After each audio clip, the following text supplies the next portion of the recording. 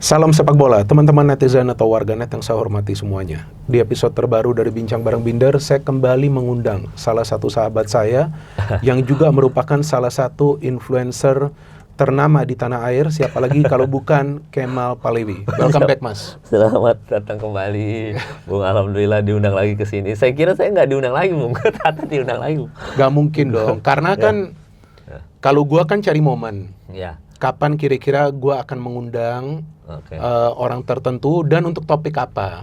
Sebelumnya kan pada saat kita ngobrol tentang tim nasional Indonesia kita yang dalam perjuangan untuk bisa lolos ke World Cup pada saat itu kan. Dan pada saat itu gue ingat lu kritis banget, dan apa yang lu katakan pada saat itu bahwa pergantian pelatih ini tidak selalu sukses dan ini bisa menjadi blunder. Ya, memang timnas kita lolos ke round 4. Tapi kemudian tidak lolos ke World Cup, ya udahlah, itu sebuah pil pahit ya yang kita semua rasakan. Tapi kalau bagi gua, Mas, ya udahlah, yang lalu-lalulah ya kan. Paling tidak yang pil pahit itu bisa menjadi pelajaran bagi federasi, ya kan? Bahwa pergantian pelatih itu ternyata kan belum tentu efektif. Tapi gak masalah juga sebetulnya ganti pelatih. Karena negara-negara yang dari kawasan Asia yang juga satu grup sama kita juga mengganti pelatih mereka. Arab Saudi, Qatar, Irak, tapi pelatihnya kan yang benar. Iya benar, ada impact-nya. Ada impact-nya, ya kan. Kalau kita kan ada yang ngomong ke gue, Patrick Kluivert ini anggota PKS. Kenapa? Iya. Anggota PKS? Anggota PKS, pelatih kemarin sore. Oh, iya, katanya begitu. Ada tuh. Nah, Kaget. Jadi ya wajar kalau timnas kita kemudian gak lolos. Tapi kalau bagi gue timnas kita sudah bisa masuk round 4, itu saja sudah luar biasa sampai diperhitungkan oleh negara-negara lain di kawasan Asia. Iya. Betul dong, pada saat itu kan euforianya kan luar biasa. Dan sekarang kita tahu ada babak barulah di timnas kita. Dan gue juga melihat sekarang dari narasi-narasi di media sosial juga positif ya. Banyak juga yang berharap bahwa kali ini perjalanannya juga bisa on track ya. Piala Dunia memang masih lama, 2030 ya kan. Tapi tentu mimpi kita semua. Benar gak, Mas? Boleh dong kita bermimpi, kan gak dilarang kita. Lah, orang Cabo Verde Cape Verde aja bisa masuk 32 besar loh. Nah, itu. Orang itu negaranya berapa rakyatnya jumlahnya? Pokoknya intinya dijumlahkan lebih banyak rakyat Depok daripada Cabo Verde Cape Verde. Benar. Cuman 500-600 ribu orang populasinya. Tapi lolos 32 besar. Nah, itu. Masa kita Indonesia nggak bisa? Nah, udah itu Cape Verde tidak terkalahkan. Iya benar. Di grup mereka kan. Iya. Dan mereka kalau yang gue riset, ternyata dari 26 pemain yang mereka bawa ke Piala Dunia, Mas, 14 pemain diantaranya adalah pemain diaspora mereka. Iya benar. Yang lahir di luar, dibina di luar, kemudian dipanggil. Kan sama seperti kita. Iya kan? Jadi sekarang nih sudah on track, akan ada tambahan lagi pemain diaspora yang lu juga gak pernah keberatan. Apalagi gua, jejak digitalnya udah ada dari awal. Gua gak pernah keberatan asalkan memang ada nih hubungannya dengan Indonesia, ya kan? Kalau dulu itu, Mas, gak tau lu masih ingat gak? Banyak pemain-pemain asing yang sebelumnya main di kita lama dinaturalisasi menjadi warga negara Indonesia. Yang sebetulnya juga itu bermanfaat bagi klub. Iya benar. Ya kan, ini fakta, ya kan? Meskipun gue juga pada saat itu tidak pernah keberatan. Karena pada saat mereka bermain bagi Indonesia juga mereka all out. Tapi ini sudah beda. Ini pemain-pemain yang sudah lama dibina di luar, yang juga kalau kita melihat punya kualitas yang baik. Itu yang kita perlukan, dan terbukti kita hampir lolos World Cup, ya. Tapi sekarang nih, Mas, dengan pelatih baru, John Herdman, yang kita tahu track recordnya bagus lah, ya kan. Kalau ini bukan anggota PKS lagi, udah gak perlu kita ngomongin lah. Kanada kan lolos juga kan, Kanada. Nah, Kanada, lu nonton kan beberapa pertandingan timnas yang John Herdman tangani. Oke, gimana menurut lu sekarang pelatih baru kita? John Herdman, bagus, Bung. Tapi soal ganti pelatih tadi, Bung, ada satu juga yang gagal tuh, Bung. Silakan. Sebelum John Herdman ada satu gagal, Uzbekistan. Ganti di tengah-tengah juga. Dari Timur Kapase udah oke, udah solid gitu, ganti Cannavaro malah. Ya tapi selain Cannavaro adalah pelatih termahal nomor 5 di World Cup saat ini ya. Ya, termahal nomor 5, tapi ya udah, itu maksudnya salah satu tadi soal ganti pelatih. MU termasuk yang sukses ganti pelatih ya. Nah, ini juga soal STY Kluivert akhirnya ganti ke John Herdman ini juga ternyata John Herdman nih positif lah gitu. Mainnya juga sesuai dengan, bukan filosofi Indonesia, sesuai dengan apa yang kita butuhkan sebagai timnas Indonesia gitu. Memanfaatkan winger, terus tiki-taka bola-bola pendek yang dimana sebenarnya STY udah begitu. udah betul. Mulai dapat dia. Iya, maksudnya STY kan sistem mainnya juga sebenarnya gitu, build up dari bawah, terus umpan-umpan pendek kayak tiki-taka gitu, tak 3 segitiga gitu kan. Terus memanfaatkan winger kalau John Hartman. Cuma bedanya John Hartman lebih temponya, lebih pace-nya lebih tinggi. Benar, betul. Lebih bagus berarti kan, lebih cepat. Winger-wingernya semua naik sampai Donitri Pamungkas yang gitu. Semuanya naik semua. Jadi emang itu sesuai dengan karakter kita, di mana winger-winger kita itu mau yang di LBRB atau yang winger kanan kiri kita itu semuanya bagus-bagus. Benar. Emang harus dimanfaatkan. John Hartman memanfaatkan itu dengan baik gitu, dengan build up dari belakang gitu. Boleh main pragmatis tapi tetap harus kayak gitu, maksudnya tetap harus nyerang aja gitu. Nah, John Hartman kayak gitu. Versi STY tapi jauh lebih baik lah. Kalau menurut gua ya temponya jauh lebih tinggi, nyerang, full nyerang. Betul. Kita memang ya selain ada Elkan Bagot juga, Elkan Bagot impact-nya bagus buat kita ya. Gitu. Nah, itu kan di era STY kan ya sempat ada sedikit pro kontra juga. Cuma Elkan Bagot, terus habis itu back di belakang itu dengan Rizky Ridho, Elkan Bagot, dan itu nggak ada J.I.Z ya, nggak main tuh. Iya, pada saat ini, terakhir ini kan. Iya, betul. Nah, itu tuh cukup oke. Siapa preman kita? Justin Hubner. Idola gue tuh. Oh, lu suka kalau Justin Hubner? Oh ya, suka-suka aja, Bung. Maksudnya memang berani dia. Tukang pukul kita itu. Dan kita perlu pemain-pemain seperti itu sebenarnya di belakang. Iya, bener itu. Nah, walaupun kadang-kadang pro kontra juga di netizen, tapi orang kayak Justin Hubner tuh kita perlu gitu. Selamat juga buat pernikahannya juga, Bung. Iya, betul. Selamat lah untuk buat dia. Pernikahan. Nah, jadi memang timnya itu udah sebenarnya tim kita tuh dibuild untuk ini gitu. Nah, John Hartman ini meneruskan meneruskan apa yang ada di tim kita dengan pemain yang sudah ada gitu. Tapi jauh lebih baik gitu. Betul. Nah, makanya tolong jangan dipecat Petrasya gitu. Yang ini tolong dipertahankan gitu. Karena ini bagus, Bung. Ini kelihatan kok ada progresnya. Tinggal nanti bukan AFF namanya sekarang ya, apa? Rubah ganti nama. Asian Championship ya namanya. Iya. Nah, asal di situ dia bisa membuktikan lagi aja sih.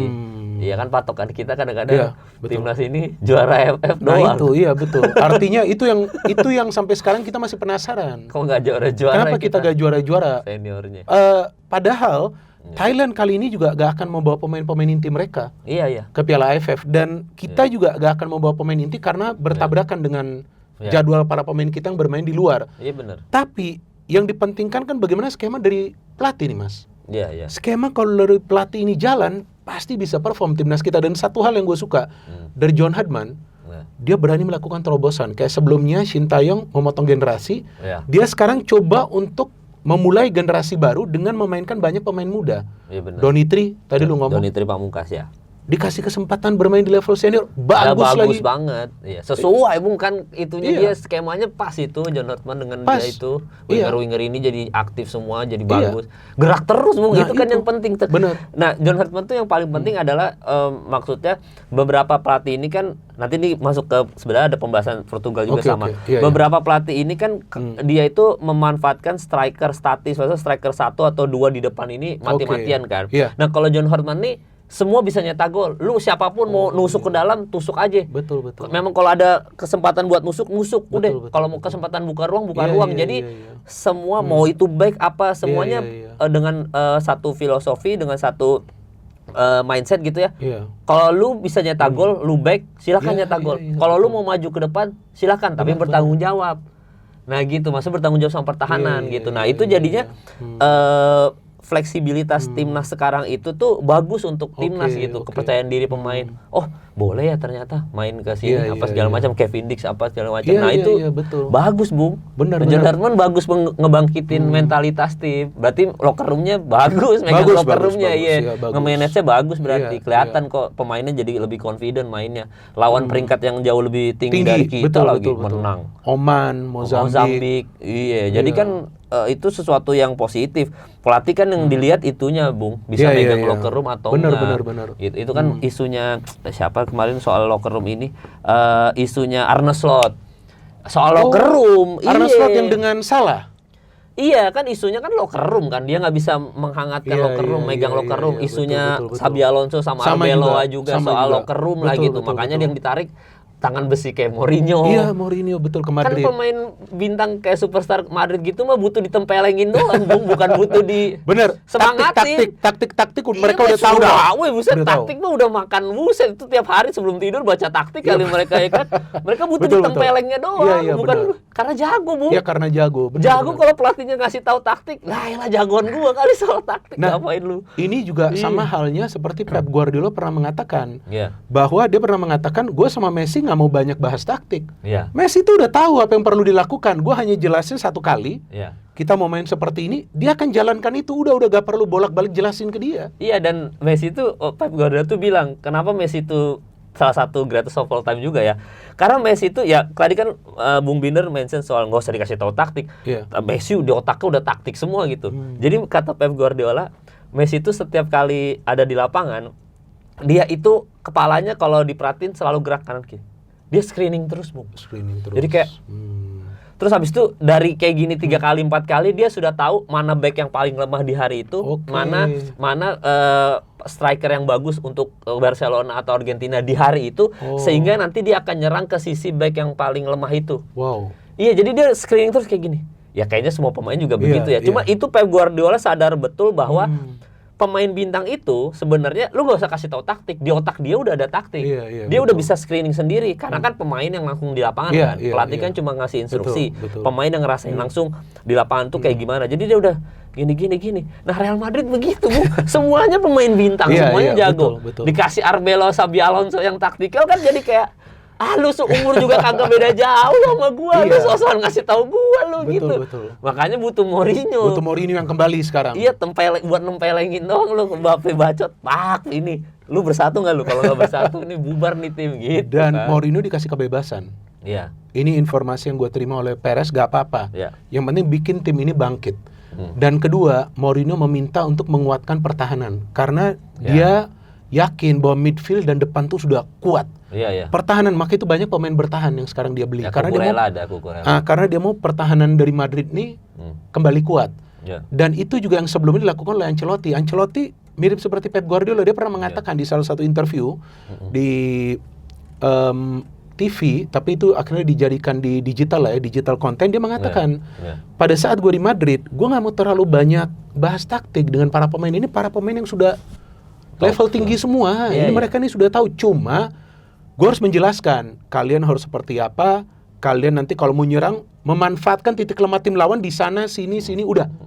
Habis itu biar mereka jalankan. Bahkan Ancelotti bilang, gue gak mau teriak-teriak di pinggir lapangan. Pemain tuh udah pusing duluan. Makanya lu ingat gak, De Bruyne pernah debat dengan Pep Guardiola. Yang Pep Guardiola ribut-ribut, De Bruyne marah balik kan ke Pep, apa gitu ya kan? Karena pemain tuh dia bilang udah stres di atas lapangan, jangan terlalu banyak ganggu. Itu Ancelotti mengatakan gitu. Walaupun orang mengatakan Ancelotti ini laki ya, kalau menurut gua kalau laki gak mungkin terus-terusan lah. Iya, gak mungkin terus-terusan juara kan dia. Iya, gak mungkin. Salah satunya yang juara AC Milan. Dengan AC Milan dia. Sukses juga sebagai pemain dan pelatih kan? Iya, sukses. Liga Champion dia yang bawa kan?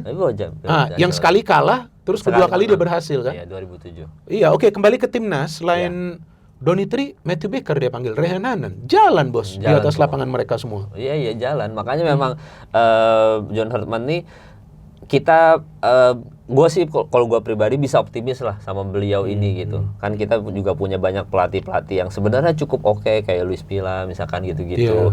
Salah satunya. Jadi yang ini sebisa mungkin ya konflik-konflik internal dikurangin lah, Bu. Maksudnya ya ikutin aja lah, kalau misalkan mau ngincar prestasi kita bisa kok berpegang sama ini pelatih sama John Herdman. Ada dari 2 pertandingan yang terakhir aja kita tonton dan peringkat kita jadi naik 4 itu ya. Sudah cukup oke kok. Gue optimis kok dengan memanfaatkan pemain yang ada ini. Jadi sebisa mungkin bertahan, Bung. Ya, oke, memang kita ini. Ya, memang masih ada Piala AFF, kemudian Piala Asia. Tapi John Herdman bahkan sudah mengatakan dia yakin tim ini punya peluang yang baik untuk lolos ke World Cup. World Cup memang kualifikasinya belum dimulai, kita nggak tahu kita akan melawan siapa saja, ya kan, tim mana saja. Tapi menurut lu, ini pelatih datang bahkan waktu press con pertama dia sudah mengatakan ini tim punya potensi untuk lolos ke World Cup. Ini apakah artinya dia sudah membaca dong kekuatan dari tim kita, apa kekurangannya sebelumnya sehingga gagal lolos, dan apakah itu terlalu cepat untuk mengatakan bahwa tim ini punya peluang untuk lolos ke World Cup 2030? Iya, sebenarnya kalau dia bilang kayak gitu, sebenarnya kan kita di era STY pun sudah ada potensi ke sana kan. Sudah hampir lolos lah. Habis itu diganti sama Kluivert gitu-gitu, kontroversi juga. Dan kalau kita lihat John Hartman ngomong kayak gitu, berarti sebenarnya selain beliau sudah observasi, dia udah baca statistik juga dari pemain-pemain kita. Oh, pemain kita ada si A, si B, si C, harus dimanfaatkan posisi terbaiknya apa segala macam. Tetap memanfaatkan 3 back juga seperti benar. STY juga gitu. Nah, itu tuh sebenarnya dia sudah riset, sudah observasi. Pun kita lihat cara mainnya, sebenarnya nggak terlalu beda jauh sama STY kan. Cara build up dari bawahnya, tapi versinya lebih baik aja nih, temponya nyerang terus. Oh, udah nyetak 1 gol tetap nyerang gitu. Jadi lebih fluid, lebih menarik ditonton gitu. Lebih pemain semua lebih aktif, lebih confident gitu. Dan kalaupun misalkan ternyata let's say John Hartman ini AFF ini pertaruhan sih ya, misalkan amit-amitnya ya gagal lagi gitu misalkan ya. Enggak, kalau gagal di final itu beda lagi. Oh iya, kalau gagal di final kita sering banget terlalu sering gitu. Jangan sampai tersingkir lebih awal. Enggak, amit-amit juga kalaupun terjadi hal-hal kayak gitu, amit-amit sekali lagi ya. Jangan langsung dipecat gitu, Bung. Maksudnya jangan langsung Hartman out, itu yang gua wanti-wanti ke ini ke para fanbase juga kan, netizen.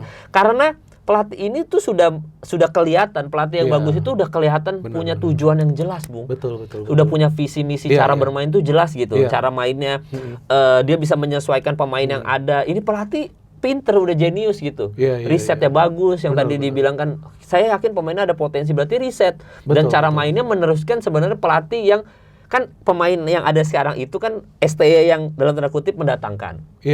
STY butuhnya apa, didatangkanlah pemain-pemain ini. Pada saat itu. Saat itu gitu. Kluivert kan harusnya bisa nerusin itu, tapi ngerubah skema kan. Betul. Nah, si Hartman ini tidak terlalu ngerubah, tapi temponya ditinggiin aja, pressernya ditinggiin, pressingnya ditinggiin, sehingga pemain yang ada ini, oh ya udah STY pemainnya ada gara-gara si STY gitu-gitu. Ya udah dia tinggal nerusin. Karena dia tinggal mengembangkan potensi dan kepercayaan diri pemain. Nah, itu kan sesuatu yang bagus, Bung. Nah, jangan tiba-tiba amit-amit sekali lagi kalah di AFF lagi atau di final atau di fase grup pun, jangan Hartman out, jangan kasih waktu gitu sampai 2030. Jangan cukup lah kita jadi mediocre apa ganti pelatih, cukup udah. Betul, meskipun kontrak dia kan 2+2. Artinya 2 tahun yang fix, nanti ada opsi perpanjangan 2 tahun. Tapi menurut gua 2 tahun ini kurang. Kalau bagi gua kurang, nggak bisa. 4 tahun itu biar dia selesai dulu. Bahwasan nanti pun kita di World Cup agak struggle, ya itu nanti kita lihat. Karena gue sepakat dengan lu, cara dia manage ini tim ini sudah benar. Cara dia manage.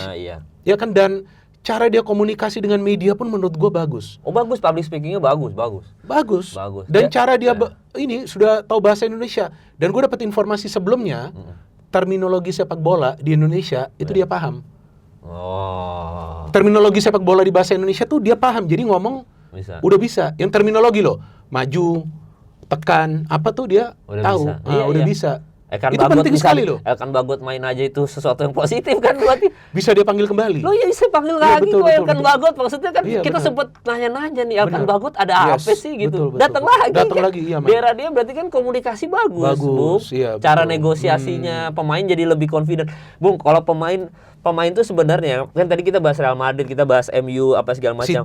City misalkan era Carrick, maksudnya kayak Carrick bagus jadi bagus gitu. Semua pemain itu, mau itu tim itu bobrok kayak Tottenham kemana-kemana aja, gua yakin, Bung, semua pemain itu jago, Bung. Semua pemain itu ya tetap ada levelnya, ada kastanya nih tier 1, tier 2, tapi semua pemain bola itu jago lah. Secara individu jago. Mereka tuh cuma butuh kepercayaan diri doang. Pelatihnya bisa nggak bangkitin klik kayak gitu. Arne Slot udah paling gampang udah Arne Slot aja. Arbeloa, Alonso tuh salah tiganya tuh sama Arne Slot bertiga kan. Ruben Amorim? Ya tapi ya maksudnya di era MU ya Ruben Amorim, Ten Hag, di era-era di mana kepercayaan diri pemain MU tuh kan kayak berasa di apa ya, setiap MU tuh kayak tertekan gitu. Kenapa kita yang pada saat itu ya? Ya itu kan berarti ada komunikasi yang berhenti gitu. Ada komunikasi yang tidak selesai gitu. Maksudnya komunikasinya kan si John Hartman tuh sempat dipuji pendekatan antar manusianya bagus ternyata. Bagus. Ada tuh, coba dicari di Google aja. Jadi ada penjelasan bahwa ternyata kalau bahasa gua di agama, habluminanasnya bagus, Bung. Apa itu artinya? Ya, berarti hubungan antar manusia Oke, kan, oke, habluminallah sama Allah, Tuhan, habluminanas sama sesama manusia. Dan silaturahmi. Jadi cara dia pendekatan antar manusia, habluminanasnya ini bagus. Nah, berarti kan pelatih sebelumnya itu mungkin yang kita kalau tolak ukur adalah Kluivert. Berarti miss di situnya. Ada miss. Kelihatan, Bung, pokoknya bola itu kalau ada dosa-dosanya nih antar pemain, manajemen atau pelatih, dosa-dosanya itu pasti kelihatan di lapangan dari hasil pertandingan. Secara permainan juga. Secara permainan. Kalau Real Madrid gagal terus, pasti ada dosa yang kita nggak tahu apa, tapi kelihatan di lapangan pasti. Yang antar pemain dengan pelatih. Iya, entah manajemen dengan pelatih, pelatih dengan pemain, pemain dengan manajemen. Pasti kan kita tuh ada konflik gitu. Kalau pemain itu tadinya mungkin tim ini tim jago, tapi tiba-tiba prestasinya ini, pasti ada satu dosa di antara itu. Yang kelihatan banget di lapangan. Nah, ketika dosanya ini hilang, gue bahasa gitu, dosanya ini hilang. Pemain semua mainnya bagus, semua happy apa segala macam dan menang, ada hasilnya menang. Itu berarti dosa-dosanya terhapuskan udah, Bu. Jadi artinya nyaman lah para pemain nyaman. Nah, itu kelihatan kok cara main kita gitu. Yang sekarang ini kan timnas. Iya, maksudnya udah nyaman gitu-gitu. Enak kok gitu-gitu. Berarti John Hartman ini pendekatan manusianya baik dan mau dengerin pemain. Jadi dia mau kayak kalian gimana sih maunya? Mau ngobrol lah gitu.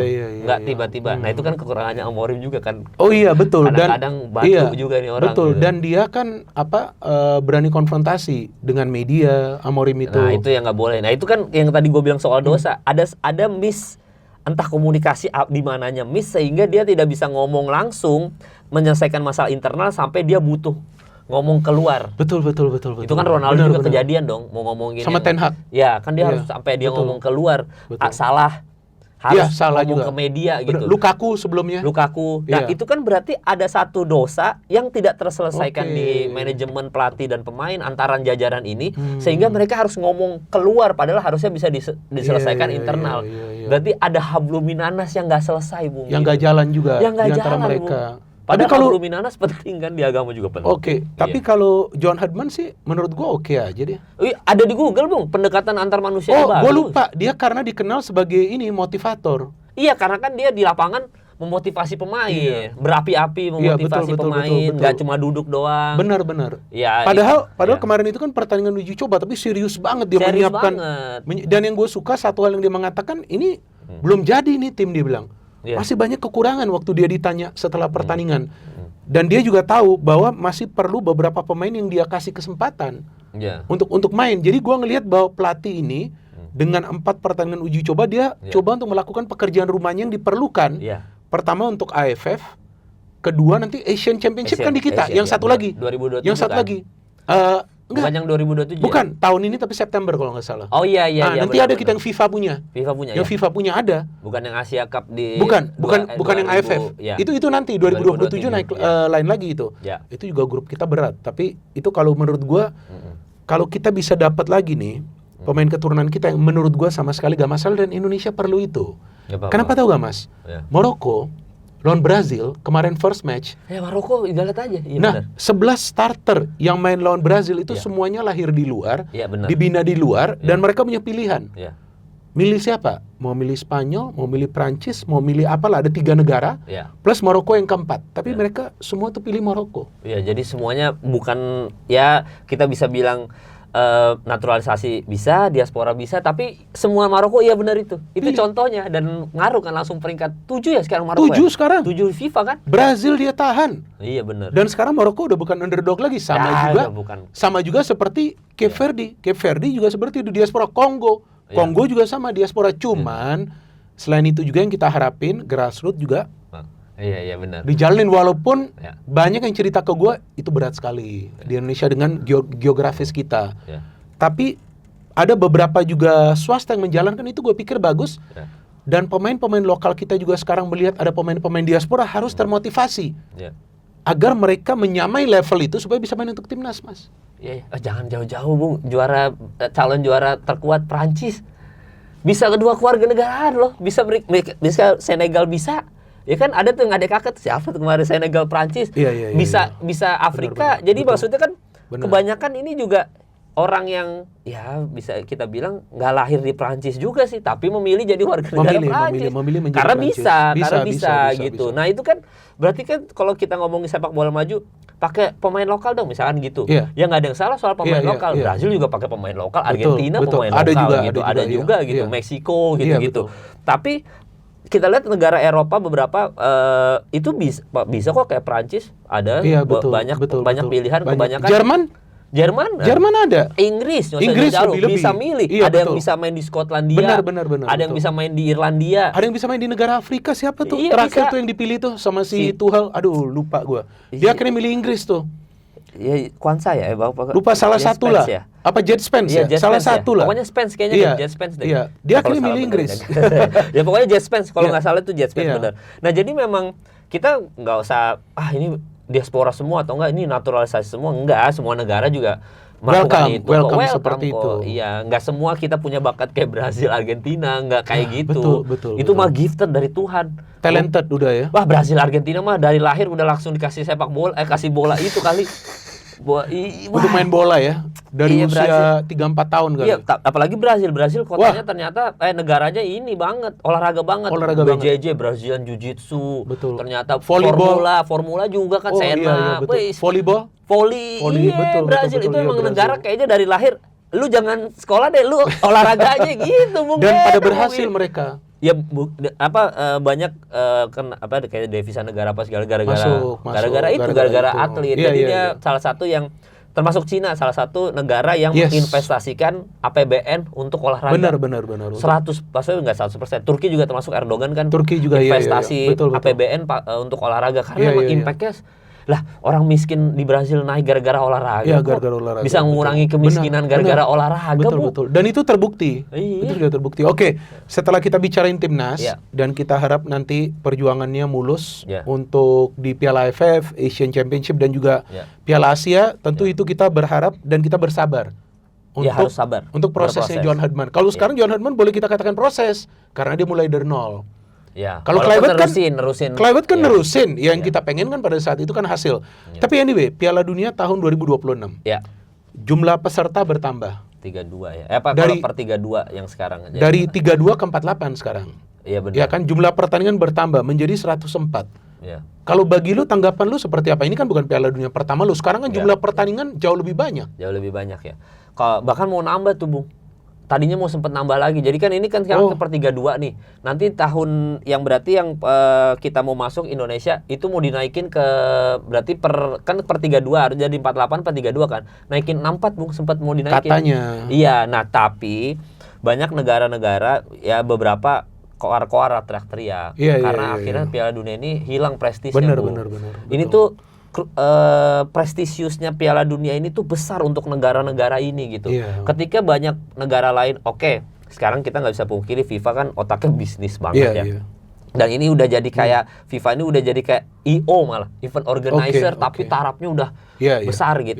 Nah dia kan pasti mikir bisnis, uang dan segala macam lah gitu. Sementara pemain-pemain bola ini kan pure main bola, Bung. Betul. Dia nggak peduli politiknya FIFA, dia nggak peduli kotornya FIFA. Gue maunya main bola dan gue berpenghasilan menafkahi keluarga gue dari main bola gitu.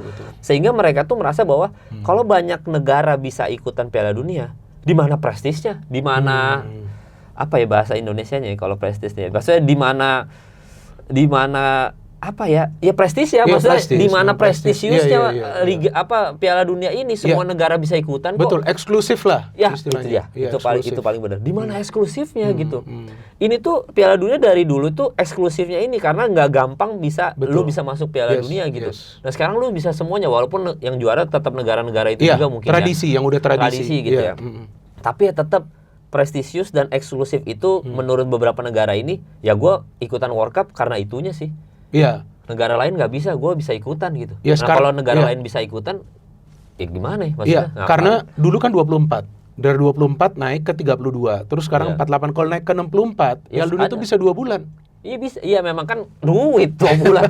Kan itu tadi FIFA mah peduli duit doang kan. Iya betul. Dan besar loh ini duitnya. Bahkan yang ada hydration break ini, yang sebetulnya memang untuk kebutuhan pemain. Ya, karena mainnya siang-siang kan. Karena cuacanya panas. Tapi ternyata hydration break yang cuma berapa menit itu dimanfaatkan oleh beberapa stasiun TV di luar untuk masukin iklan. Iya. Ya bahkan setelah beberapa pertandingan, kalau lu perhatiin, ini gak tau ya, ini kalau yang gue dengar, mungkin gue juga salah, silakan gue dikoreksi, silakan viewers juga bisa koreksi. Tapi coba lu perhatikan, beberapa match tuh gue dengerin, ketika ada hydration break, penonton tuh buin itu hydration break itu. Kenapa lu harus hydration break? Karena kadang-kadang lagi seru. Iya, berhenti di tengah. Tapi itu memang kebutuhan karena cuaca yang memang panas dan dengan jumlah pertandingan yang bertambah. Jadi kalau timnya lolos kan jumlah pertandingan bertambah. Kalau gak ada hydration break itu yang dikhawatirkan mereka akan kelelahan. Iya, kan kelihatan Bung, bajunya keringatnya kayak bukan manusia biasa. Bung. Iya betul. Kan mereka biasa kita main kalau di negara yang dingin gitu, ya tetap berkeringat. Cuma kan nggak sebecek ini kan itu. Beda. Jersinya Portugal tadi, jersi Argentina, maksudnya Inggris, basahnya betul. tuh kayak kita lagi sauna kan. Benar. Kelihatan berarti yang beneran capek secapek itu. Gitu. Iya. Nah, udah tahu capek banget Ronaldo 90 menit jujur janggal. Oke, sebelum maaf. Enggak. Sebelum kita bahas Ronaldo. Iya. Oke, 48 tim, ya kan? Lu dukung tim mana di Piala Dunia kali ini? Sebenarnya gue sama kayak Cio Bung, kita tuh Itali garis keras Bung.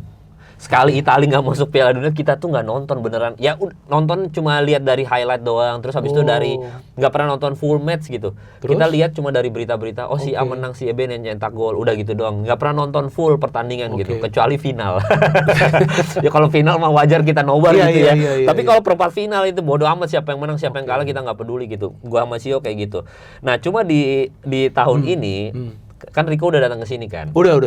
Nah Rico ini entah kenapa ngajak Mal, kan nggak ada Itali nih gitu. Loh, Rico Itali juga enggak kan? Dia Nggak, Portugal. Rico kan Portugal Oke. gitu. Ronaldo lebih tepatnya sih. Ronaldo pensiun nggak tahu dia dukung siapa gitu ya. Terus dia bilang dukung Portugal aja lah Mal. Kan ada beberapa ini juga kan connection sama Milan nih. Ada Leao-nya. Leao, betul. Terus habis itu Ruben Amorim kan orang Portugal sekarang. Terus ada Gonzalo Ramos sekarang pemain termahal AC Milan sepanjang sejarah. Iya. Jadi kan dia bilang ya lucu-lucuan aja sih kayak dukung Portugal aja lah karena ini juga Piala Dunia terakhir buat Ronaldo kan.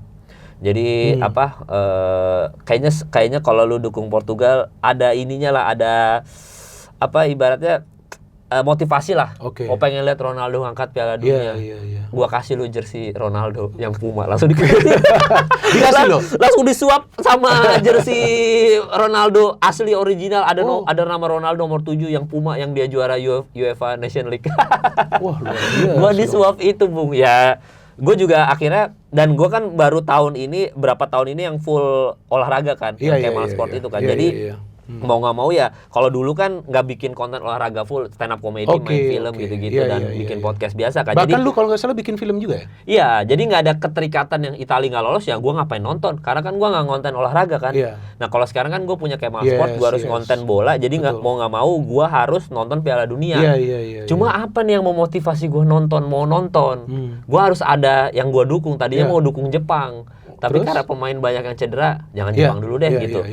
Terus habis itu Rico dengan tawaran itu dan di swap jersey itu gue oke juga sih, kayaknya ada motivasi lebih karena dihujat kan awal pertandingan Portugal kan, karena 0-0 lawan Kongo, Ronaldonya juga kena hujat, terus menang 5-0 lawan Uzbekistan.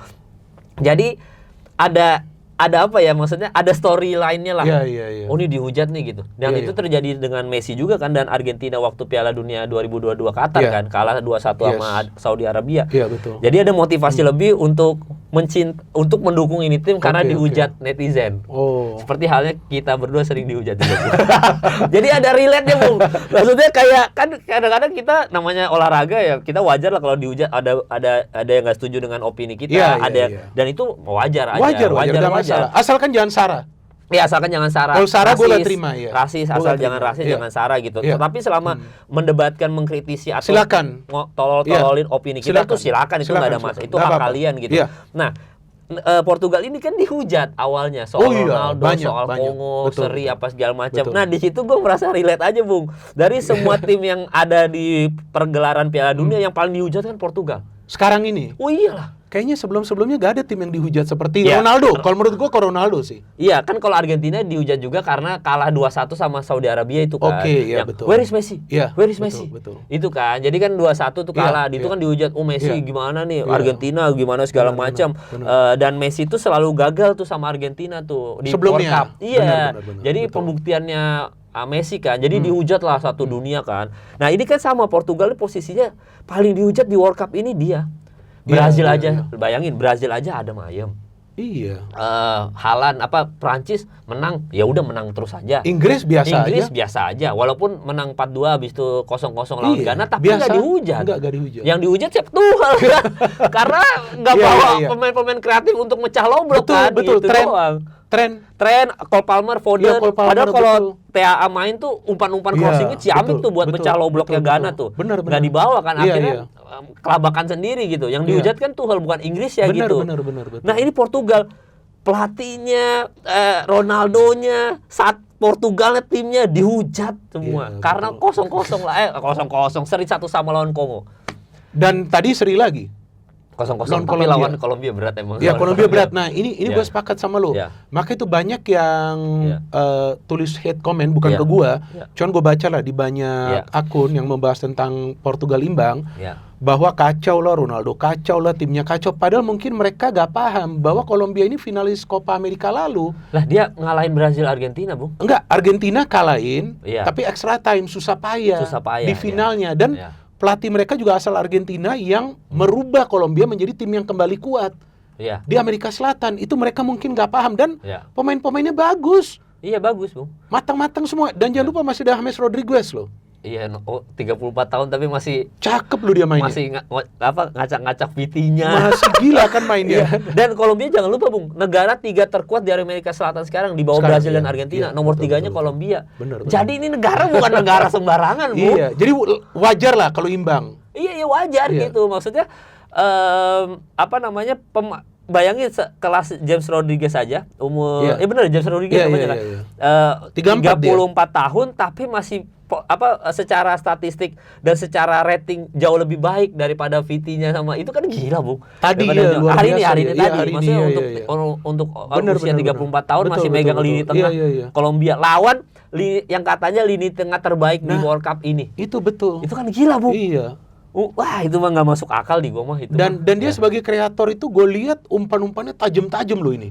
Rodriguez tajam ya, dia nusuk ke dalam kan. Iya, beda sama Luis Diaz ya. Iya, dan Luis Diaz juga yang di depan. Dan kembali ke tadi lu ada cerita soal Messi yang tahun 2022 akhirnya dia dapat Piala Dunia. Itu lihat perjalanan Messi pada saat itu gimana sampai dia bisa ke final menjadi juara kan?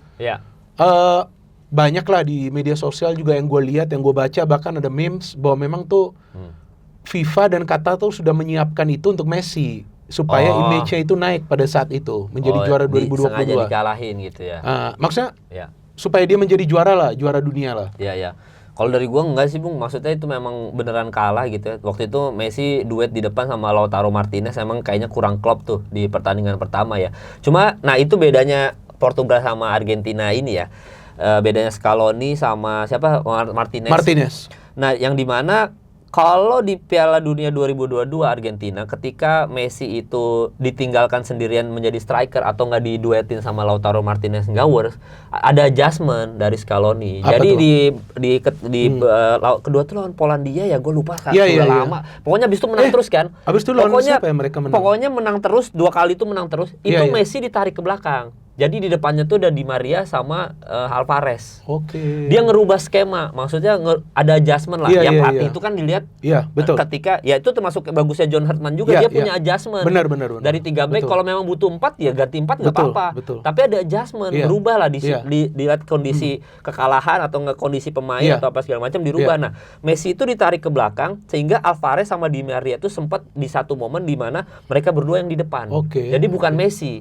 Nah, ternyata makin kesini makin masuk ke babak selanjutnya quarter final gitu-gitu Messi diduetin sama Julian Alvarez di depan berdua dan worse. Nah itu artinya apa? Bahwa kalau Messi memang nggak bisa ditinggal sendirian sebagai striker di depan, nggak apa-apa loh ada adjustment, diduetin aja. Duetnya kalau sama Lautaro Martinez nggak worse sama Julian Alvarez dan worse sampai juara Piala Dunia gitu.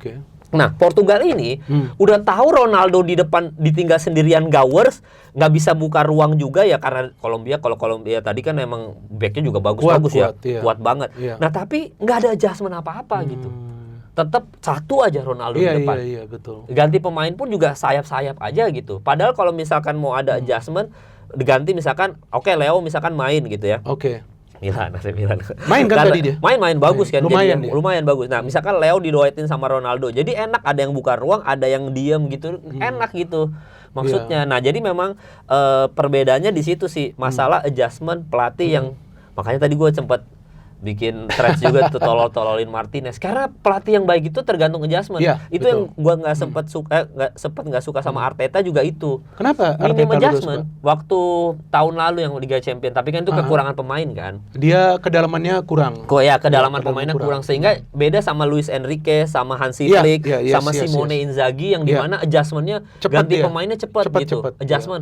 Si A nggak work, ganti cepet. Dan benar gitu, maksudnya betul. Even Kompany kan, walaupun Kompany juga sebenarnya kekurangan pemain juga nih. Bayern Munchen yang sekarang, maksudnya nggak sedif itu juga secara kayak PSG. Tapi Luis Enrique merasa si A nggak ini ganti, mau itu Ballon d'Or apa emang nggak work? Nggak work, iya betul. Kalau Martinez belum ya? Nah kalau Martinez ini dia tuh kalau yang di World Cup ini ya itu sih, maksudnya gue nggak ngerti kenapa Ronaldo terus dibiarkan sendirian di depan tanpa ada yang nemenin. Maksudnya kalau misalkan berapa sih dia tuh 4-2-3-1 misalnya gitu ya.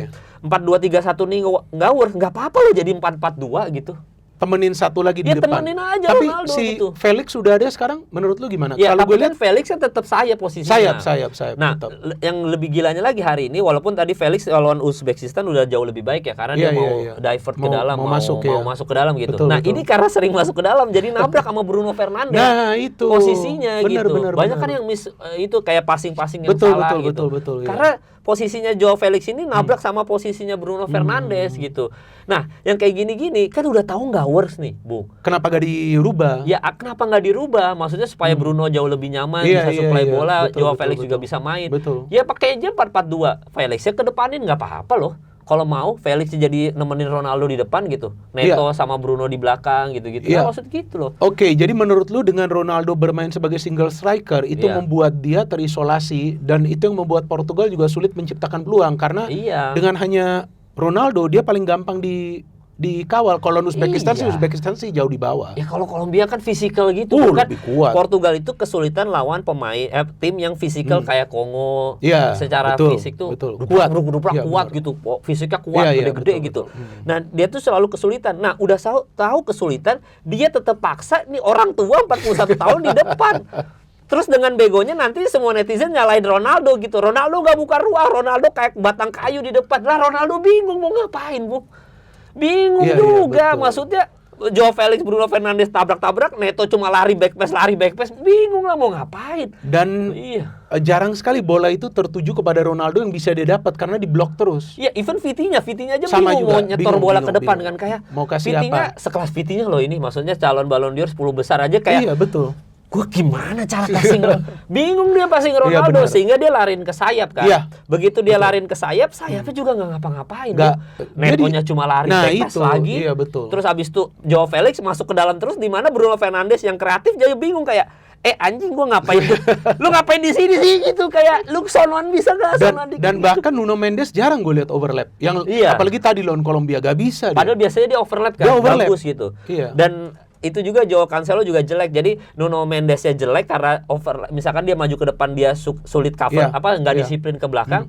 Cancelonya juga banyak keeping bola sehingga dia lari ke depan, sehingga begitu Kolombia dengan Luis Diaz, itu kan Luis Diaz hari ini total penyerangan Kolombia paling banyak kan dari Luis Diaz sayap kiri. Itu kan Cancelo di kanan ya. Tapi lewat terus dia. Lewat terus karena nggak disiplin, telat mundur terus, jadi kosong terus gitu karena terlalu maju.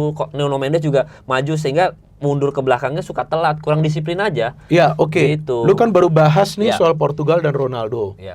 Kok Messi bisa cetak banyak gol walaupun memang lawannya nggak berat lah. Kalau di grupnya Messi ya, kita perlu fair, ya kan, lawannya kan nggak berat. Nggak terlalu berat. Aljazair, ya kan, Jordania. Bahkan nggak main kan tadi Jordania, main pemain pengganti. Terus udah itu golnya juga gue bingung kenapa kipernya nggak selamatkan itu Jordania. Aku cuma lihat bola dia. Ya nggak ngerti, Bung. Nah itu nggak ngerti lah kita, iya kan.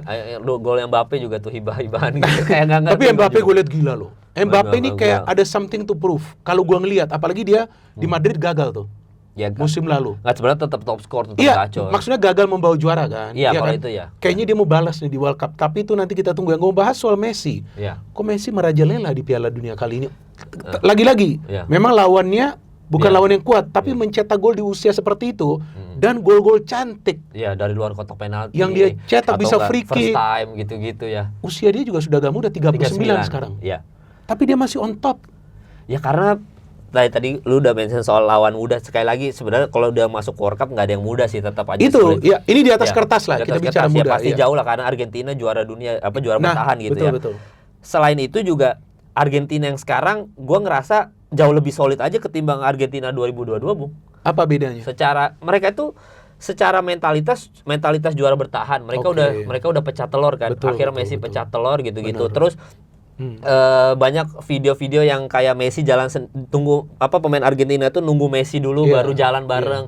Hal-hal detail sepele gitu yang tadi kita ngomongin soal Habluminanas dan ada yang miss nih antara komunikasi antar pemain. Itu tuh Messi be a leader. Dia ngebawa ini tim dan akhirnya pecah telur Piala Dunia dan secara mentalitas ini tim tuh jauh lebih solid ketimbang 2022. Karena udah juara bertahan, Bu. McAllister-nya, Enzo Fernandez-nya, entah kenapa setiap kali main buat timnas kesetanan, Bu.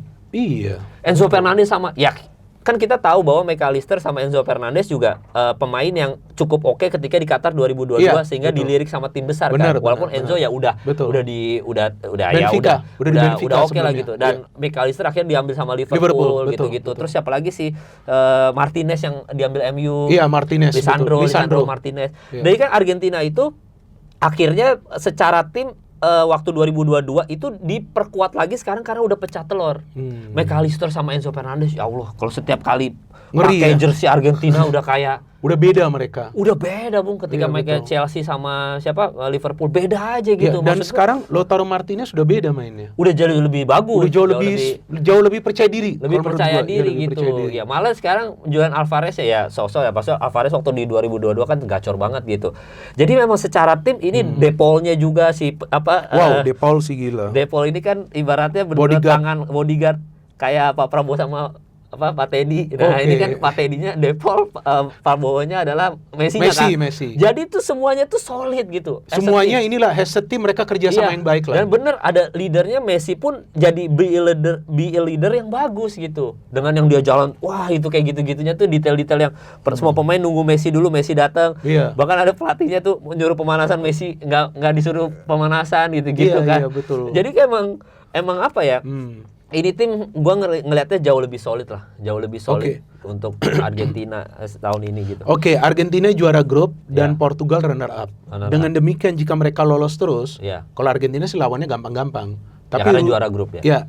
Rutenya Portugal yang berat dengan mereka menjadi runner up. Spanyol, Inggris, Kroasia, Spanyol, lolos. Prancis kalau nggak salah. Masih ada Jerman, Prancis. Belanda pun di situ kan di bracket sini. Di bracket satu lagi. Ini dengan mereka kalau lolos sampai final bisa ketemu, menurut lu bisa ketemu gak untuk pertama kalinya di World Cup Messi melawan Ronaldo di partai puncak? Dan jika itu terjadi, gue sudah mengatakan sebelumnya narsum di sini siapa, gue udah mengatakan gue akan rekam itu final. Rekam itu maksudnya? Gue akan rekam itu record untuk gue. Gue akan record dokumentasi gue. Kalau ketemu di final. Jangan kan itu, Bang, itu semua satu dunia tuh Prime Video, pasti Netflix, bakal bikin dokumenter nanti. Semuanya rekam.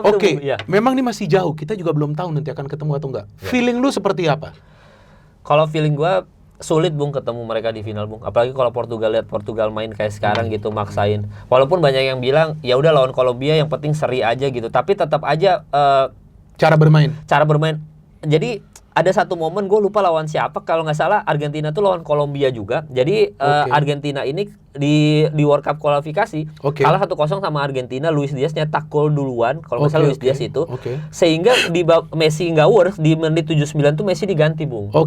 Diganti, akhirnya nyetak gol tuh Argentina di menit 81. Hebat lu masih ingat ya, luar biasa lo ini. Iya, adalah ini udah lu udah jadi pengamat ini. Jadi pun ada, Bung. Iya, lu luar biasa lu analisa. Bung, Argentina wajar, Bung. Bukan, analisa lu sejauh ini bagus. Jadi gue kan lagi ngikutin terus, makanya itu gue dengerin terus. Lanjutin, benar, bagus. Tapi ada pergantian pemain, adjustment Messi, sehingga di menit 81 Argentina mencah, akhirnya jadi 1-1 sama golnya. Nah, sebenarnya kalaupun oke, ngincar seri. Yang penting kan Martinez hari ini nggak kalah aja. Nggak kalah, oke. Yang penting seri aja memang. Dan lolos. Yang penting lolos iya, gitu. Lolos, iya. Tapi bisa loh, nggak apa-apa. Maksud gua kalau Ronaldonya mau diganti dulu, diganti Gonzalo Ramos, pemain termahal AC Milan sepanjang sejarah. Gue selalu mention itu karena gue kesel banget, Bung. Gue kesel banget. Tapi bisa banget loh diganti dulu karena butuh fresh leg lagi gitu, karena akhirnya bisa ngejar bola kan itu karena saking capeknya dan fisikalnya Kolombia. Kesannya kayak nggak mau ngejar bola kan, ini pemain kayak udah capek juga gitu, kayak apalagi Neto dibiarin main 90 menit padahal ada Conceição gitu. Iya, kenapa gak diganti ya? Nah, bener juga loh ini poin bagus. Kalau iya. Argentina kan Messi gak dimainin dari awal. Iya, maksud gua kenapa hal-hal kayak gitu, kayak Joao Felix telat diganti lama banget, baru menit 70 baru diganti, padahal tabrakan terus sama Bruno kan, nggak efisien, baru diganti Leo jadi bagus kan. Iya, jadi oke. Nah, maksud gua adalah di situ sebenarnya secara nggak langsung tetap ngincar menang Portugal ini. Nah, tapi kenapa Ronaldo nggak coba diganti gitu? Atau nggak coba ganti formasi deh, Leo ke depan berdua sama Ronaldo? Nggak ada adjustment apa-apa. Biar supportnya itu lebih baik. Iya, kalau mainnya kayak gitu terus, Martinez tetap begitu terus, nggak bisa dia lolos sampai final, nggak akan bisa. Mungkin lawan Kroasia pun mungkin nggak menang. Kalau feeling gua, kalau mainnya seperti ini. Penalti bisa kali. Adu penalti bisa. Mungkin, ya, dan kemungkinan sampai itu. Oke. Ya, tapi bisa lolos karena kipernya Portugal lagi gacor. Oh, ngeri tadi berapa save yang dia lakukan. Kalau nggak ada dia, bisa siapa namanya, Bung? Aduh, sampai lupa. Costa tuh siapa namanya? Costa ya. ya. Coba lihat. Iya, itu kalau nggak ada dia tuh si Costa ini, buset, itu udah kebobolan berapa kali, ada Bung? 5 sampai 6 save dia. Buset, 7 Bung, 7 save. Iya, Diego Costa. Kan dia best of the match kan sekarang si Diego Costa, kiper Porto ini. Iya, Porto. Iya, itu 7 match 7 save loh. Luar biasa ya. Iya, kalau nggak ada dia, Bung, ya Allah gitu. Itu saking capeknya tuh back jaga pemain Kolombia yang kenceng-kenceng gitu. Dan keras-keras loh syuting-syutingnya Kolombia. Iya, maksudnya bayangin untuk pemain ini, yang paling lucu adalah Portugal adalah tim dengan lini tengah terbaik saat ini. Sekarang ini, tapi possession kalah telak sama Kolombia. Nggak kalah telak banget sih, nggak. Maksudnya dia 50 berapa sih statistik hari ini? Ya 56, 55, 45. Tapi bayangin semua shot on target sama yang megang bola banyak di Kolombia semua, Bung. Sampai harusnya 1-0 kan itu. Ya, artinya skemanya nggak jalan dari Martinez. Iya, nggak ada adjustment, Bung. Gue benci banget pelatih begitu. Maksud gue, lu kalau mau juara Piala Dunia, bahkan Scaloni aja waktu Argentina kalah sama Arab langsung adjustment. Langsung dia ganti. Langsung rubah formasi. Enzo kan masuk mulai dari pertandingan kedua. Enzo Fernandez itu. Bung langsung ganti formasi. Langsung pakai Messi di belakang jadi penyerang lubang. Dua di depan, di Maria sama benar. Alvarez. Langsung berubah. Ya, oke. Sekarang round 32. Iya. Ya, kan Portugal lawan Kroasia ini pasti sengit lah. Udah pasti lah. Mungkin adu penalti juga. Feeling gue. Karena Kroasia juga tim yang sebenarnya fisikal juga. Kroasia mainnya agak keras juga. Iya. Tapi Argentina melawan Cape Verde. Ya Allah, itu gampang banget, ya Allah. Itu Argentina tuh lolosnya gampang banget, Bung. Gampang banget dia. Bayangin aja, jadi kalau lawan Brazil ya, ini kita lihat bracket aja. Kalau dia Brazil aja kan di atas kan. Itu pun lawan Jepang dia kalah waktu lawan Jepang kalah loh, jangan lupa loh. Persahabatan. Padahal Jepang ketinggalan dulu ya kalau nggak salah. Iya, jadi itu jangan lupa loh. Oke, coba kalah lu bahas bracket. Jadi kan bracket Kolombia Ghana, sementara Argentina lawan Cape Verde, ya kan. Terus kalau menang? Kalau menang kan lawan Australia atau Mesir, masih menang. Kalaupun ketemu Swiss, Algeria, Kolombia, Ghana, kemungkinan Argentina mungkin ketemu Kolombia, misalkan Lese ketemu Kolombia, ya mungkin rada alot lah. Tapi gue masih megang Argentina. Menang. Jangan lupa loh, walaupun Kolombia 3 besar, tapi Argentina tetap di atas Kolombia kan. Tetap. Dan sekali lagi gue tadi udah mention, Argentina sekarang jauh lebih solid daripada 2022. Jauh. Secara mentality juga. Jadi Kolombia lebih solid 2 kali lipatnya Argentina sekarang. Iya, betul. Jadi Argentina udah pasti lolos. Iya. Udah, terus mungkin ketemu antara Inggris pun gue nggak yakin bisa lolos cepet, Bu. Kalau Inggris menurut gue kan fan Inggris. Jujur gue fan Inggris. Tapi untuk World Cup kali ini gue kurang antusias. Iya, gue juga. Dan gue merasa mereka ini overrated untuk World Cup ini. Banyak yang mengunggulkan Inggris, tapi gue merasa enggak lah, ini tim Inggris biasa. 2022 gue masih seneng lihat Inggris main. Itu mereka sial aja tuh lawan Perancis, sial. Iya, sial udah. Sial. Itu penalti gak masuk, sayang banget itu. Padahal mainnya udah oke. Tapi kali ini gue kurang antusias gitu. Iya, maksudnya bayangin Elliot Anderson tukang pukul bareng Declan Rice, tipe mainnya sama kan. Maksud gue akhirnya tapi dirubah kan hari ini Jude Bellingham. Maksudnya Jude Bellingham emang lebih bagus ternyata ketika main jadi double pivot sama Elliot Anderson. Jadi lebih baik kan. Betul. Dan man of the match kan, bener jadi cetak gol juga dia. Makanya jadi ternyata berubah. Jujur itu kayaknya dengerin Paul Scholes itu. Gue gak dengerin Paul Scholes. Gue kan dari awal gue ikutin Inggris. Mulai dari 90 tuh gue support. Iya, Bung.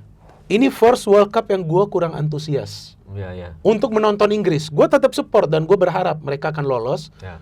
Dan gue hanya nonton pertandingan mereka tuh hanya satu sejauh ini, yang lawan Kroasia. Ya. Karena gue agak khawatir jangan ini Kroasia buat kejutan. Ternyata dan hampir kan. Jelek kan backnya juga jelek Inggris. Gue suka. Ya. Setelah itu Ghana memang gue nonton, tapi sebentar gue agak kecewa aja sih. Udahlah, langsung gue tidur. Dan gue merasa Inggris di pertandingan lawan Ghana mungkin underestimate, mungkin. Ya. Mungkin. Jadi mainnya ya walaupun mereka banyak peluang, tapi Ghana kelihatan lebih kuat. Tadi lawan Panama sih gue udah yakin menang. Ya 1-2-0 menang lah. Gue gak nonton. Ya. Ini selanjutnya Inggris melawan Kongo, ini aja gue takut. Kongo, ada banyak pemain mereka yang main di Inggris loh. Iya, kuat Gue agak soalnya. takut. Jadi gue gak berapa antusias, tapi gue berharap kalau Inggris ke semifinal ketemu Argentina, itu gue pengen lihat, bos. Inggris-Argentina lagi ketemu. Tuh selalu seru. Tapi selain itu Argentina lawan Cape Verde, mau apa Cape Verde? Iya, tapi mereka kalau mau ketemu Inggris memang semifinal. Semifinal pun masih belum harus tentu. bener final, harus semifinal ketemu mereka. Ya, quarter final kan Inggris masih harus ketemu Meksiko atau Ekuador lolos kan, kalau lolos ya. Kalau feeling gue lawan Kongo, gue feeling akan alot. Ya. Tapi feeling gue bisa. Iya, mungkin lolos. masih bisa. Lawan Meksiko juga lumayan alot tuh, Bung. Meksiko lagi gacor juga tuh. Ya. Simpsons kan prediksi Meksiko lawan Portugal di final. Iya, itu makanya itu yang hari ini seharian dibahas sama netizen adalah jangan-jangan prediksi Simpson ini, Bu. Maksud gua kayak jadi kayak kan soalnya Argentina sih tetap waktu Qatar oke lah, lawannya cukup berat, ketemu Kroasia juga kan, tapi menang telak 3-0 apa lawan Kroasia tuh kalau nggak salah kalau salah benernya, tapi ada 3-0 dia menang di quarter final atau apa gitu. Nah, ini tuh Meksiko ketemu Inggris, bahkan Meksiko sekarang jauh lebih kan lagi bagus-bagusnya di Meksiko nih. Dari fase grup dia lagi bagus-bagusnya. Ketemu Inggris aja gue yakin bisa alot tuh pertandingan tuh. Ketemu Meksiko bisa alot tuh. Ya oke, untuk kalau lolos mungkin masih bisa ya, kita lihat nanti Tuchel ada adjustment apa ya. Karena kan Tuchel bilang kita punya senjata rahasia kan, dia bilang kayak gitu. Ya tapi apa senjata rahasianya? Ternyata Morgan Rogers main di 10, Bung. Oh iya. Ya mungkin Morgan Rogers main di 10 mungkin ya. Nah, terus Brazil Jepang kita nggak tahu. Habis itu ketemu Pantai Gading sama Norwegia, di mana Haaland juga lagi. Walaupun kalah 4-1 Haaland nggak main ya. Nggak main. Ya, itu rotasi kan. Odegaard juga nggak main kan. Tapi rotasi. Ya bayangin dia pelatih lepas. Norwegia aja bisa adjustment. Nah itu kenapa Martinez enggak? Oke, tadi lu sempat sebut Brazil Jepang. Ya. Kalau bagi gue tim Asia yang gue sangat terkesan itu Jepang. Ya. Jepang kenapa? Hanya Jepang yang gue melihat punya organisasi permainan yang rapi dan berani bermain terbuka dan pintar untuk bisa jaga ball possession. Dan mereka tim yang tidak khawatir ketemu tim manapun. Walaupun pemain cedera ya. Mereka semua jago. Banyak yang meragukan mereka karena ada cedera siapa? Endo, Kubo, Mitoma, Kubo. Ada satu lagi gue lupa lah siapa. Empat pemain ini gak dibawa. Gue juga sempat ragu mau bikin apa nih mereka. Tapi mereka secara tim itu keren loh. Bahkan ada 2 narasumber sebelum yang gue panggil mengatakan kalau lu mau lihat tim kejutan di Piala Dunia kali ini itu Jepang. Tapi ketemu Brazil. Brazil sejelek apapun Brazil adalah Brazil. Tapi gue feeling. Ini feeling. Bisa ada kejutan di pertandingan Brazil lawan Jepang. Ini feeling. Ya gue salah juga gak apa-apa kan, ini feeling. Feeling gue bisa ada kejutan. Dan kalau mau ada kejutan 32 besar dari match itu, Argentina gak mungkin kalah lawan sama Cape Verde, gak mungkin. Itu bisa kejutan itu. Ya walaupun gue tetap ngerasa kayak Brazil masih bisa lolos nih. Itulah Brazil is karena Brazil. Ancelotti ini faktor ya. Iya, maksudnya yang di Brazil yang sekarang bagus, Bung. Ya kan maksudnya mereka dan merata loh mereka. Ya, dibayangin ya padahal Ancelotti dan Brazil, gua salah satu negara yang enggak gua tonton sama sekali tuh Brazil, Bung. Karena ya memang gua ya udahlah Brazil aja. Yang gua tonton tuh Inggris kemarin, Prancis sama Portugal. 3 itu yang gua tonton terus gitu. Argentina sama Argentina. Karena Brazil ya udah deh, Brazil toh juga ya gua enggak tahu Ancelotti mau ngapain. Nah, ternyata Brazil bagus kan. Bagus banget di Piala Dunia ini, cukup oke lah gitu. Nah, Jepang peringkat 2, Brazil peringkat 1 gitu. Yang dimana Ancelotti adalah pelatih termahal di World Cup tahun ini. Sekarang ini ya. Gitu. Jadi gua ngelihat Kunyanya nyetak gol terus lagi gitu. Bagus, ya. Jadi bagus. Vinicius. Secara ya Vininya lagi gacor gitu-gitu. Betul. Sekarang udah 4 gol juga ya. 4 gol juga sama Haaland sama Mbappe sama kan deh. Messi 6 loh. Iya benar. Ronaldo 2. Anomali, Ronaldo 2, Messi 6 sama hari ini kan soalnya kan nyetak gol kan. Mbappe Empat, Mbappe 4, Vini 4, Haaland 4 Haaland seingat gua 4, gitu. iya. Nah itu Brazil ini dengan Cunha dengan Vini kan banyak bercandaan, wah Real Madrid jangan-jangan nggak bisa ngolah Vini aja nih makanya jadi jelek nih. Padahal di Ancelotti sama ini bagus-bagus aja gitu. Enggak lah itu mah aneh banget netizen ngomong kayak gitu, nggak ada gitu-gitu. Tapi Ancelotti berhasil memanfaatkan Cunha, Vinicius dengan semaksimal mungkin gitu. Akhirnya jadi bagus. Jadi bagus, jadi oke. Guimares. Ya Guimares, Gabriel, Wah, cakep, iya betul. cakep. Alisson kipernya. Cakep semua Bung, ternyata Guimares, keren banget gitu. Jadi gue ngerasa Brazil lewat lah ya. masih ada potensi menang lawan Jepang. Sorry nih buat fans Jepang nih, tapi gue ngerasa masih ada kemungkinan. Walaupun tadi bola Ini itu bundar, Bung. feeling gue Masih bisa. kalau mau ada kejutan dari laga itu. Iya, Kalau iya. enggak, gue gak yakin Cape Verde akan kejutan. Mau Iya, tim mana sulit. lagi yang kejutan? Nggak mungkin. Gue gak yakin. Iya. Ya kalau Portugal ada kejutan kalah Iya. itu bukan kejutan menurut gue ya. Justru Portugal memang mainnya lagi gak bagus. Kejutan gue Meksiko ini jangan kalau Meksiko ini jadi kejutan nih, gue curiga anjir kita kalau ngomongin konspirasi The Simpsons aneh banget pundit masa ngomongin konspirasi The Simpsons nih. Karena kan lagi rame di mana-mana dan beberapa Iya. kali prediksi dia tuh benar. Iya tapi cukup aneh sih kalau kita berdua lagi riset terus tiba-tiba masa kita masukin poin The Simpsons tuh Nggak ada lucu banget. masalah. Nggak, tapi nggak ada masalah. Justru Karena mereka beberapa kali terbukti benar. Iya. Meksiko Gitu. yang termasuk Donald Trump jadi presiden kan apa yang bener itu. Benar. Kobe Bryant almarhum meninggalnya helikopter bener kan dia. Banyak benernya. Nah jadi kemungkinan kuda hitam gua, maksudnya yang mungkin ngasih potensi kejutan adalah Meksiko justru kalau gua. Meksiko yang ngalahin Inggris. Meksiko mainnya lagi gila loh. Wah, gua nggak ngerti Bung, Meksiko keren banget, sumpah. Iya. Keren banget mainnya. Karena Operannya awalnya gitu. banyak yang mengira Meksiko ini akan hancur.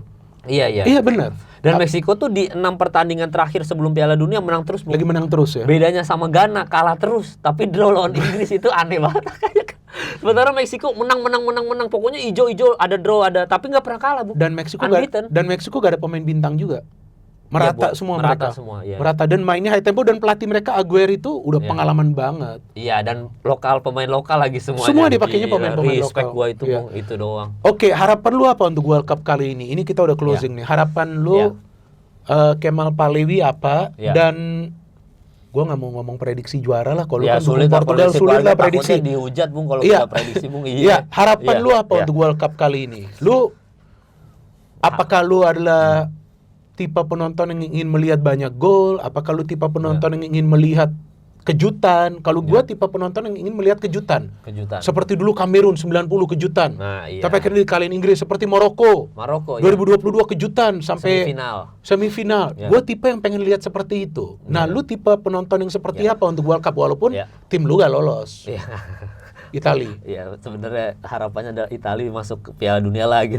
Nggak, tapi harapannya untuk Piala Dunia tahun Kali ini ini. sebenarnya Piala Dunia tahun ini itu Piala Dunia yang cukup memuaskan gua sebagai fans sepak bola karena semua superstar tim ini bersinar semua, Bung. Nyetak gol, semua nggak ada yang jelek Iya, gitu-gitu. iya. Even Neymar juga udah balik lagi ke Iya, Brazil iya, gitu iya. ya. Udah bisa main lagi. Jadi semua pemain bintang itu nggak ada yang tidak menghibur kita semua. Oke. Mereka bekerja as a superstar, as a bayaran mereka paling tinggi, as a orang semua mau lihat mereka di lapangan dan mereka deliver itu dengan bagus gitu. Oke. Jadi gue puas secara ini. Lamine Yamal juga bagus nyetak gol bagus, gitu. ya. Jadi gue puas banget dengan World Cup tahun ini. Harapannya gue adalah sebenarnya gue pengen banget lihat Ronaldo ketemu Argentina di final tuh sepengen itu loh gue, Bung. Sama gue juga. Iya, gue kalau lu ngomong kejutan, gue pengennya kejutannya adalah walaupun gue tadi disuap dengan jersey Ronaldo dan Portugal ini, kejutannya adalah Ronaldo bisa lolos. Sampai ke final. Mau juara atau enggak itu nanti. Iya, tapi bisa lolos ke final. Berarti Martinez bener-bener belajar dari pertandingan lawan Kolombia ini bahwa kayaknya emang harus ada adjustment di tim gitu. Iya. Gue butuh itu sih karena secara kualitas pemain Ronaldo Portugal ini tuh bagus banget, Bung. Iya, ini tuh generasi emasnya Portugal. Sekarang gitu. yang kedua, sebelumnya 2006 dia. Iya, yang Figo, Rui Costa, Deco Figo. gitu-gitu kan. Nah, gue paunya Martinez jangan menyia-nyiakan generasi emas Portugal ini seperti beliau menyia-nyiakan generasi emas Belgia, itu dia. Oh iya benar. Loh, Belgia itu generasi betul. emas dihancurin Martinez, orang nggak ada. Prestasinya apa? Peringkat 3 Piala Dunia. Benar. Kalau 2018. Iya, kalau lawan Prancis. Iya. Ya Allah, itu pemain mega bintang dari depan sampai belakang. Hazard masih main loh. Buset, bukan lagi gacor-gacornya, Bung. Gila ya benar-benar. Dihancurin Martinez, Bung. Jangan sampai Martinez, gue wanti-wanti nih buat Martinez ya. Jangan sampai lu merusak generasi emas Portugal. Ini tuh generasi emasnya Portugal, Bung. Karena dari belakang sampai depan Ya jago-jago. Allah, Ruben Dias cakep banget. Tadi Iya, apa betul. Costa kipernya Costa, cakep, cakep. masih muda, Vitinha, João Mendes, Neves, Mendes. Bruno Fernandes, Silva. Bernardo Silva masih ada di situ, Leao ada di situ juga, ada Gonzalo Ramos striker AC Milan pembelian termahal. Gue selalu mention itu, gue saking kesel gue. Nah, jangan sampai Martinez merusak ini. Jadi kalau lu bilang harapannya adalah, harapan gua adalah itu berarti Martinez please jangan rusak generasi emas Portugal ini seperti lo merusak generasi emas Belgia. Itu harapan gua. Oke, kalau itu harapan gua. Oke, udah. Ya. kalau gua juga ingin melihat Ronaldo melawan Messi di final World Cup lah. Ya. Itu udah klimaksnya Wah, lah. Itu ya kan? klimaks kita pencinta sepak bola. Bro. Apapun hasilnya ya itu beda. Itu Ya. kita gak akan tahu dan kita bagi gua gak masalah. Yang penting ketemu aja mereka. Ya kan Iya. mau gak cetak gol pun gak masalah. Iya. Mau Tapi selain kosong-kosong. itu juga gue ingin ada tim kejutan. Kalau bagi gue Cape Verde bisa keluar dari grup, Ya. kejutan. Kejutan. Memang itu bagus. Tapi Cape Verde juga gak menang. Belum menang dia. Iya, iya. Belum menang juga. Ya, ya. Juga dengan faktanya Uruguay mainnya hancur banget. Ya, itu dan kan mereka ada konflik pelatih, dan ya. mereka ada masalah internal. Oke. Ya, ada masalah internal. Ya. Jadi gue ingin ada kejutan yang terjadi. Nah, harapan gue mungkin Jepang bisa lakukan itu. Dengan Gue gak Jepang berapa lagi. yakin. Aduh, Cape Verde mau lawan Messi mau apa sih? Nggak bisa, tapi Itu Jepang sudah duel mungkin antara bisa. Messi dengan Wozniak. Ya. Dan tadi gue lihat di sosial media katanya sebetulnya Wozniak yang ingin ketemunya Argentina. Biar bisa hadapan sama Messi. Banyak yang ngomong gitu fans Cape Verde. Bahwa memang mimpi dari Wozniak dia bisa ketemu Messi di Piala Dunia.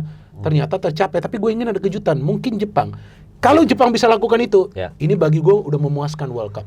Dan gue tetap akan dukung Inggris. Ya, walaupun gue pesimis. Inggris bahkan bisa masuk semifinal, apalagi kalau ketemu tuan rumah. Oke, Ya. kita tutup di sini, Ya, Mas Bro. ya. Dan sebelum tutup seperti biasa kita pakai slogan channel ini. Oh, apa itu? Bro? Ini sudah mulai viral. Ya. Ya, oke, no hate sampai sambil begini. Oh ya, no hate, no politics, No hit, no politics, only football. only football. Salam sepak bola. Salam sepak bola. Ya, mantap. Siap, Thank terima you. kasih, Bung. Terima kasih.